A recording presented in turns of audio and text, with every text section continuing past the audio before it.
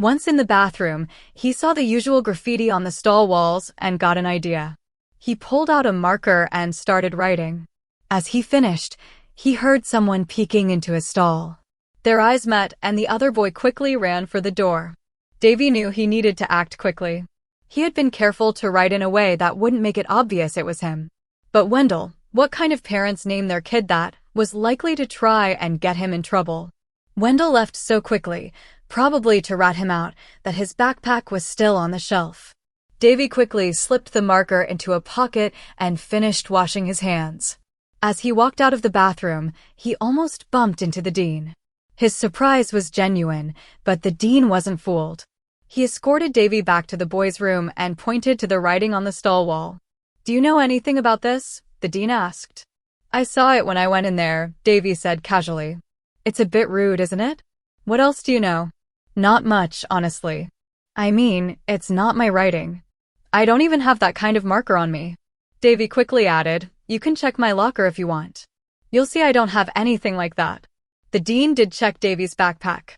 There was nothing suspicious. While all this was going on, the bell rang. Davey knew he was going to be late for his pre-algebra final. "Thanks," Davey said, trying to remain calm. "Can I go to class now?" The dean, writing out a late slip, gave him a stern look. "Go ahead. We might need to talk about this again." Davey headed off toward his class, his mind racing. He slowed to a fast walk, just so he wouldn't appear too eager to escape. Once around the corner, he broke into a run and made it to class just in time. The dean ended up calling Vicki. He explained the graffiti, the accusation, and Davey's defense. He told her the school couldn't take action because they couldn't prove anything. However, he mentioned something more troubling. The boy who made the accusation had an older sister, a leader in a rival clique Sherry had had issues with 3 years ago. The dean wanted to keep Vicki informed in case this was part of something larger. Vicki wasn't sure whether she was more alarmed or frustrated. Davey knew better than to get involved in something like that. But it was all too easy to believe he had done it. On the other hand, if this really was connected to something from Sherry's past, there could be more trouble this summer. She would need to talk to him about it. After one of the hardest school days he could remember, Davey was finally on his way home. For finals, all core classes. And that incident in the boys' room. Tomorrow would be easier. One project to turn in, one real final, and a bunch of cleanup and parties.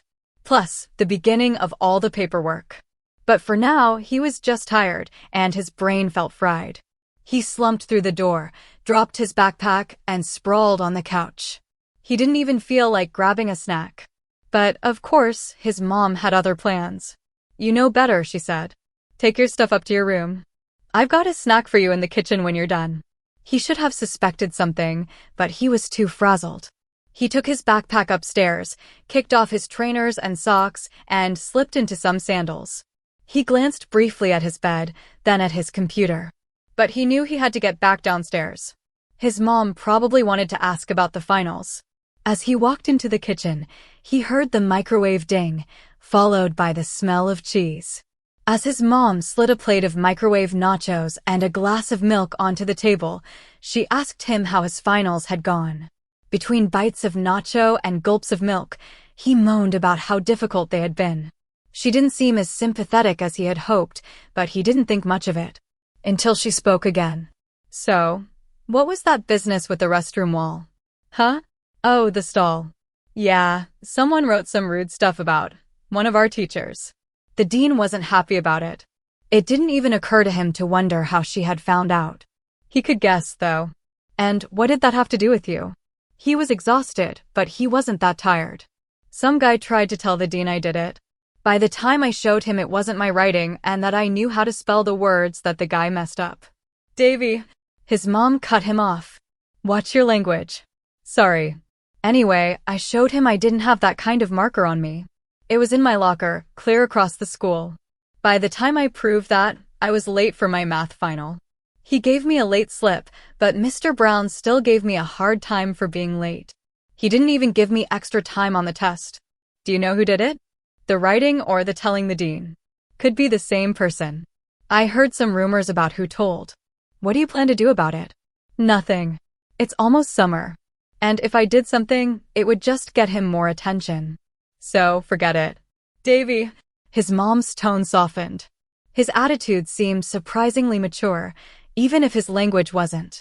The timing made sense. Sorry. What do you know about the person who told the dean? Not much. If it was who I think, he's in a couple of my classes. There may be more to it than you think. His older sister is one of the girls Sherry and her friends had issues with. Wendell's sister was one of them? Davey was genuinely surprised at that news. Yes. And if that's connected to what happened today, there could be more trouble soon. So, watch yourself. Well, there's only a day and a half of school left, so he won't get much of a chance. And I never see him around here during the summer. Just watch yourself, anyhow. And the dean is still not convinced you didn't write those things, so behave. He will be watching you. Now, that was useful advice. Davey thought that the situation had been a little too easy. Okay, he said, wiping the last bit of cheese off the plate and licking his finger. He took the plate and glass to the sink, rinsed them under his mom's watchful eye, and headed toward the stairs. I'm going to take a nap, then get ready for tomorrow. What do you have left to do? Just print out a fresh copy of one paper and study for one more final. I'll start the printing before I lay down. Lie down. You're not a goose. Whatever, he mumbled, dragging himself up the stairs. He briefly sat at his computer, started the report printing, then staggered over to his bed and collapsed face first into his pillow. He fell asleep so quickly that he didn't even hear his sister come home, or the loud argument with their mom that followed. The next thing he knew, his mom was shaking him awake for dinner. The rest of the night was a blur. He ate. He studied. He went to bed. If he did any more than that, he didn't remember it the next day. The next morning's breakfast conversation was a bit different. His mom reminded him to watch out for Wendell, and his dad reminded him to watch out for the dean. Then he turned to Davey and said that the dean was mostly on his side, but he still had a job to do. It sounded like one of those times when his parents hoped he would pick up on what they were carefully not saying. Whatever it was, Davey didn't have a clue. His mom told him that Sherry would finish school for the year that afternoon, and she'd pick her up from the high school before Davey got out. If they weren't home when he got back, they would be out shopping for clothes. Davey shook his head, and his dad rolled his eyes. School was much more fun that day. With his final out of the way in the first period, the rest of the day was mostly a free period. PE was half class, half party. They had almost all the activities from the year available, so the kids who had missed a day or two could make up for it. Those who didn't need to make up work could choose whatever activities they wanted. They didn't even have to change into gym clothes. The only part they really had to do was clear out their gym lockers and check out. The day ended without any trouble from Wendell or the dean. The bus ride home was fun, with just about everyone in high spirits because finals were done. He got home to a quiet house.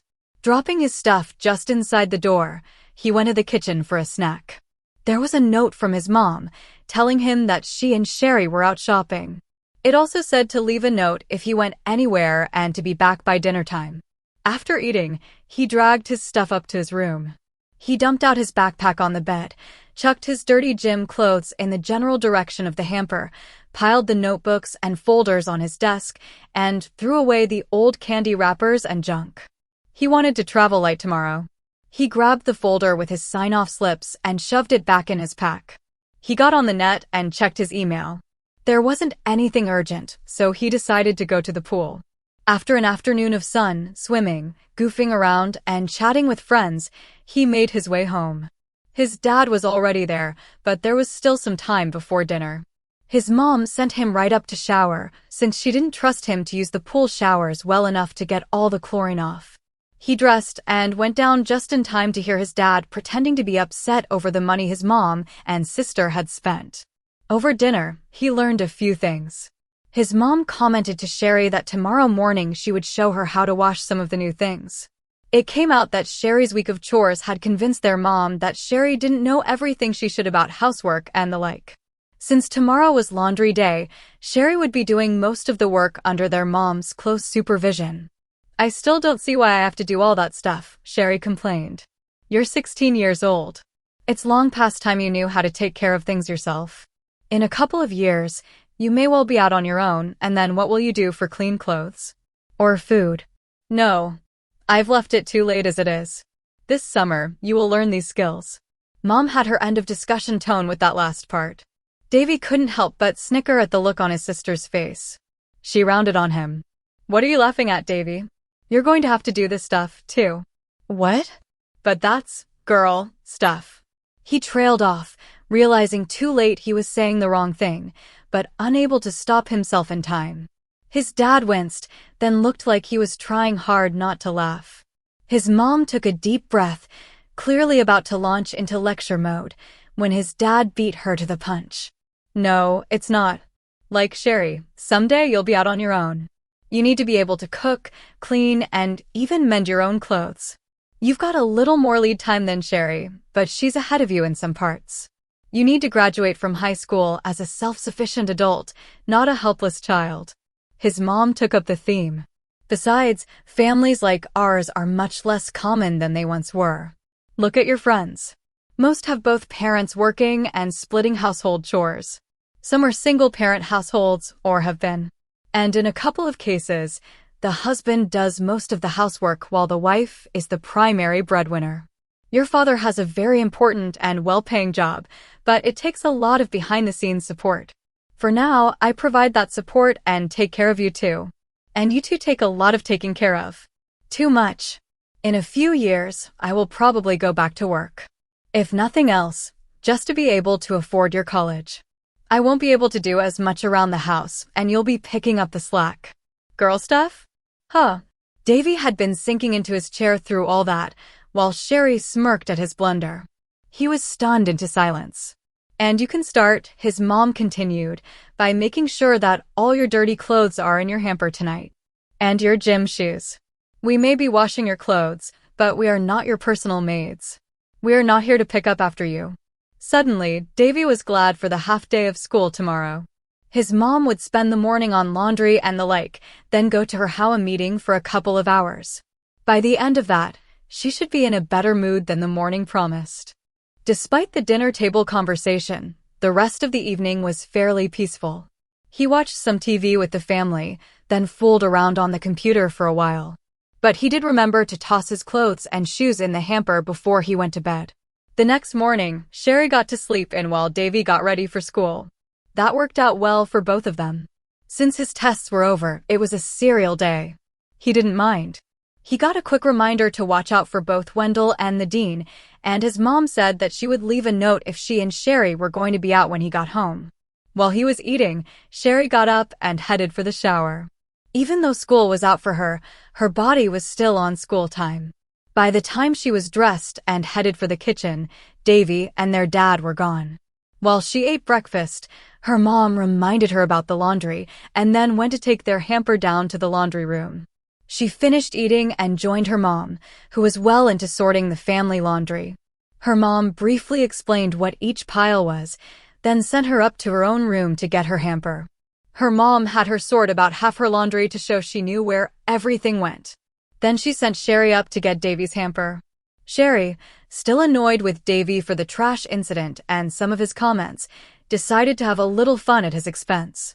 At his computer, she quickly pulled up a site she'd found earlier. It was one of those websites where you could find all sorts of strange images, and she knew Davey wouldn't be happy if he found out she was messing with it. Maybe this would teach him a lesson. The day ended without any trouble from Wendell or the dean. The bus ride home was filled with good energy, as nearly everyone was in high spirits. Finals were finally over. He got home to a quiet house. Dropping his backpack just inside the door, he went to the kitchen for a snack. There was a note from his mom, telling him that she and Sherry were out shopping. The note also said to leave a message if he went anywhere and to be back by dinner time. After eating, he dragged his stuff up to his room. He dumped out his backpack onto the bed, tossed his gym clothes into the laundry basket, and organized his notebooks and folders on his desk. He wanted to travel light tomorrow. He grabbed his folder with the sign-off slips and stuffed it back into his pack. Then, he checked his email, nothing urgent. He decided to head to the pool to relax. After spending the afternoon swimming, hanging out with friends, and enjoying the sunny weather, he made his way home. His dad was already there, but there was still some time before dinner. His mom sent him right up to shower, making sure he got all the chlorine off from the pool. He dressed and went downstairs just in time to hear his dad jokingly complain about the money his mom and sister had spent while shopping. During dinner, he learned a few things.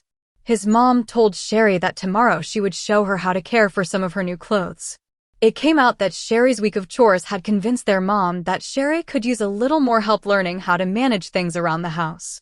Since tomorrow was laundry day, Sherry would be doing most of the work under their mom's supervision. "I don't see why I have to do all this stuff," Sherry complained. "You're 16 years old," their mom replied. "It's about time you learned how to take care of yourself. In a couple of years, you might be out on your own, and what will you do for clean clothes? Or food? No, I've let this slide for too long. This summer, you will learn these skills." Davey couldn't help but chuckle at the look on Sherry's face. She shot him an annoyed glance. "What are you laughing at, Davey? You're going to have to do this stuff, too." "What?" "But that's girl stuff." He trailed off, realizing too late that he said the wrong thing. His dad winced, but tried not to laugh. His mom took a deep breath, clearly about to give him a lecture when his dad spoke first. "No, it's not. Like Sherry, you'll eventually be out on your own. You need to know how to cook, clean, and even mend your own clothes. You have a bit more time than she does, but she's ahead of you in some areas. You need to be self-sufficient by the time you graduate from high school." His mom joined in. "Besides, families like ours are much less common than they used to be. Look at your friends.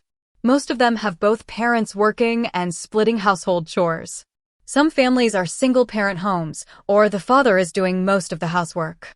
Your dad has a very important and well-paying job, but that requires a lot of support behind the scenes. For now, I take care of you too. And you two take a lot of taking care of. Too much.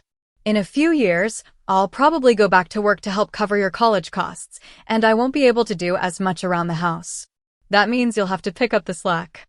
Davey had been shrinking lower in his chair while Sherry smirked at him. He couldn't think of anything to say. "And you can start," their mom continued, "by making sure all your dirty clothes are in your hamper tonight. And your gym shoes. We may do the laundry, but we're not your personal maids. We're not here to pick up after you." Davey was glad for the half-day of school tomorrow. His mom would spend the morning doing laundry, then go to her meeting. By the time she came back, she would likely be in a better mood. The rest of the evening was peaceful. He watched some TV with the family, then spent a little time on the computer. But he remembered to toss his clothes and shoes in the hamper before going to bed. The next morning, Sherry got to sleep in while Davey got ready for school. That worked out well for both of them. Since his tests were over, it was a serial day. He didn't mind. His mom reminded him to watch out for both Wendell and the dean, and she said she would leave a note if she and Sherry were out when he got home.